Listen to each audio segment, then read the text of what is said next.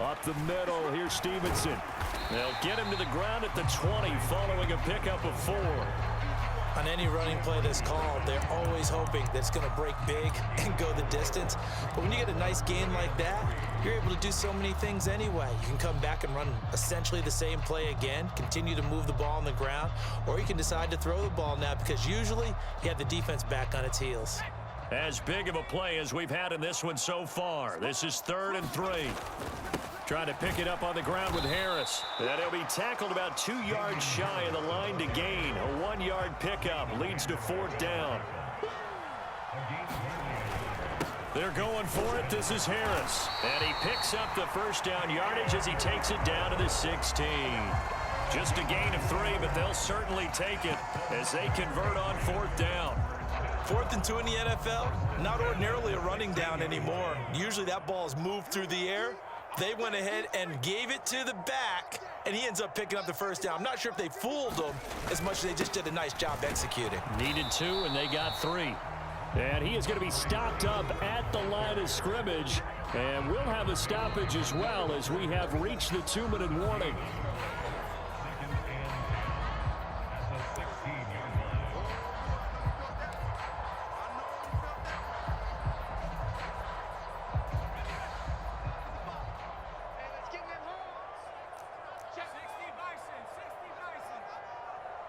Slot man moves right.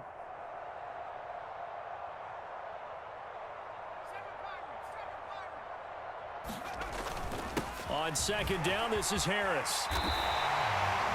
71 yards rushing on 12 carries for him now. But he picked up a little bit of yardage there, and now, in this situation, should be in no hurry to run a play really fast. Let the clock wind down. 14's the mic. 14's the mic.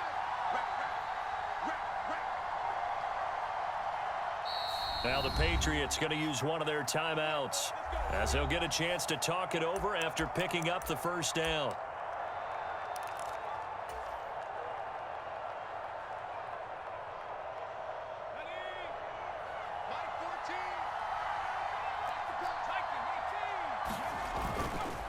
They'll run again with Harris. And he gets halfway there from the 6 to the 3 on a gain of 3. He's had success on this drive, but not on this play. Finally, they bowed up defensively. I think they were determined not to let him take it pretty much all the way down the field. Yeah, it looks like they handled their run responsibilities correctly this time. What we call them run fits, everyone was in the right place. They'll try to run with Strong. He takes it across for the touchdown, and they've taken the lead late in the final minute of the 4th. Wow, wow.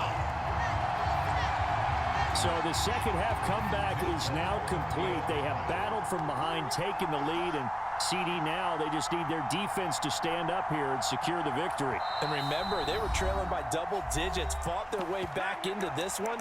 Now we find out the true definition of the team, don't we? Because one side of the ball just did its job. Now it's time for the other one to take over. Don't let them drive downfield and get the deciding score in what time remains.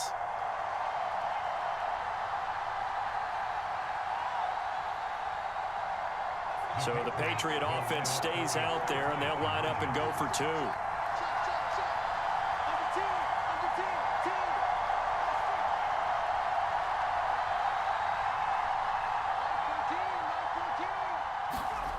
Jones looking around. And he won't be able to get the football away. He's going to be sacked. So they're unable to add on to their lead.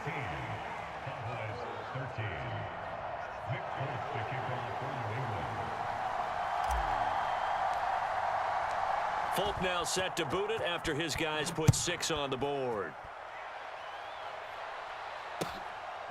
And here comes a return from just beyond the goal line.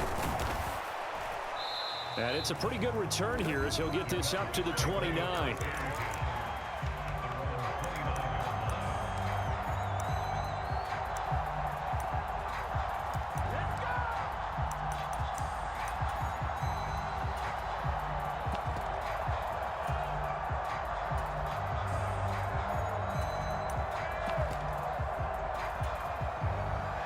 About set for this next drive by the Cowboys offense. Well, the football changing hands here, and as this offense takes the field, Charles, they'd be fine with more of the same on this upcoming drive. Last time out, they found the end zone for 6. And they're certainly hoping for more of the same, but the game plan, I doubt it'll just be a carbon copy of the last drive, because I think this offense is ready to break out some new wrinkles and try some new things that might be hidden in their playbook. They want to use that confidence to its advantage, but also keeping the defense from anticipating what's up next. Work with me, partner. Take a deep breath, because that's what they're doing down the field now. That incompletion allowed them to exhale a little bit. Get in the huddle, kind of scan the crowd, see if any celebrities are here. Relax a little bit as they start this big drive. To throw, Prescott. That's complete to Lamb. And he'll be taken down, but not before they work it across midfield. Now the Cowboys going to burn the first of their timeouts, as the clock will stop with an even 20 seconds left to go.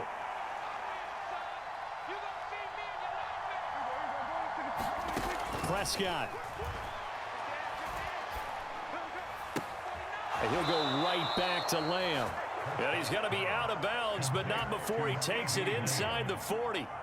13 yards as they've got the connection working. His second catch in a row, first down.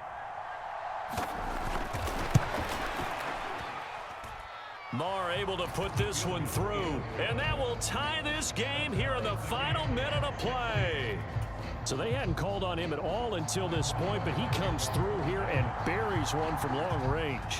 Yeah, that's awfully impressive, because usually kickers like to get that first one out of their system in the first quarter, sort of get them into the flow of the game, but to come in this late and knock it down from long distance, give him a lot of credit.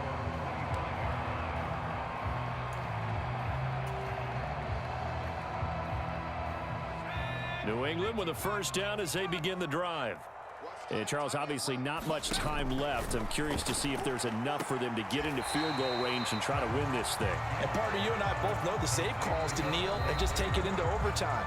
But it's also very tough to pass up a chance to win it right now as well. But remember, if you do attempt that, it's got to be a big play downfield and still leave yourself enough time to get your field goal unit out there and kick for the win.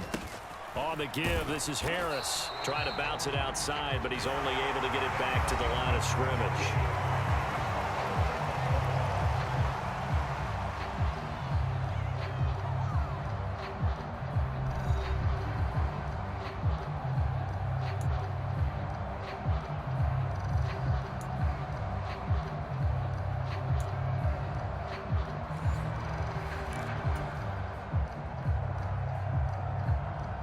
And look at this. They're going to try an onside kick to begin overtime. And the Cowboys are able to recover. Well, they went with the ultimate element of surprise there, trying the onside kick to start OT, and it backfires. Not just element of surprise, how about element of hubris? I mean, that is unbelievable, because the odds of getting an onside kick are small to begin with, and to give up your opportunity to ever possess the football that way, if you don't get it, that is absolutely huge. Didn't work, but boy, what a gamble. A first down carry by Elliott. And he'll be brought down just outside of the 30. 9 yards is the pickup there, and they'll have a 2nd and 1. He wasn't able to really get anything going in regulation. Maybe it'll be a little different story here in overtime. And it appears that with that call, they want to establish the run in overtime, try and set the tone for what they're going to get done. And you're right, maybe it didn't work so well in regulation. Overtime could be the charm. And by the way, yards count either way. And he'll be a little shy of the 25 here at the 26-yard line. A gain of 5, good enough for the first down.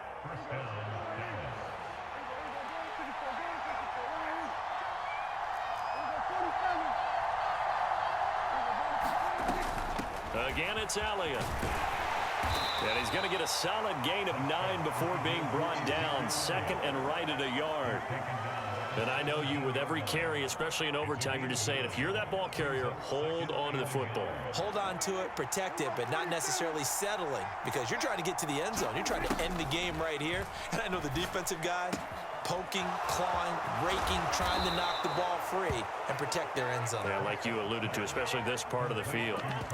It's a nice pickup of 12 yards, and it gives them a 1st and goal. Defensively now, the ultimate challenge. Of course, the ball gets in the end zone. This thing's over. And I remember my coaches always talked about in goal line situations, and now you're in overtime where they have to keep them to 3 points. Otherwise, this thing is done. Win your individual battle within the framework of the team defense. Beat that guy across from you and make a play. I expect them to attack on defense and not sit back. It's a loss of a yard there, and it's 2nd down. I thought he did a nice job there setting an edge and make sure nothing could get to the outside. But he decided that wasn't enough for him. Worked his way back inside and made the tackle on the ball carrier. Now from the 7, here's 2nd and goal. On play action, Prescott. He'll buy some time right. To the goal line, but it's incomplete. Coaches talk about it all the time. Players talk about it as well. Excellent job staying disciplined in coverage and making that stop. Inside the red zone, every stop like that could be preventing a possible touchdown. Meanwhile, on 3rd down, they take a shot at the end zone, but it's incomplete. I'd say they learned from his costly red zone pick earlier in the game, because this time he puts the throw away from where any defender can make a play on it. Unfortunately, he also sailed it over his intended target, and that doesn't work out well either. The kick by Marr is good, and they have regained the lead. So they do get the short field goal here to get them the all-important overtime lead. But, Charles, you wonder if they'll wind up ruining the fact that they were able to get down into the red zone, yet not able to find the touchdown that would have won them the game. Brandon, you're absolutely right. In overtime, when you get the ball first, the hope is your opponents never see the football. But now they're going to get a drive to try and win it, or at least keep the game alive with a field goal. And I'm getting a dictionary out to look up ruin. The Pats at the line, ready to go. Well, it's pretty simple now. They need a field goal out of this drive to extend overtime, or obviously, Charles, a touchdown to win it.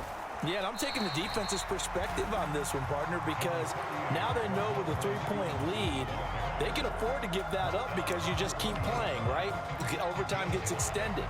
But if you give up the touchdown, it's game over. So on offense, every play you make, you've got to try and get just a little bit more out of each one in order to try and get to the end zone, because they're going to play everyone back, keep everything in front.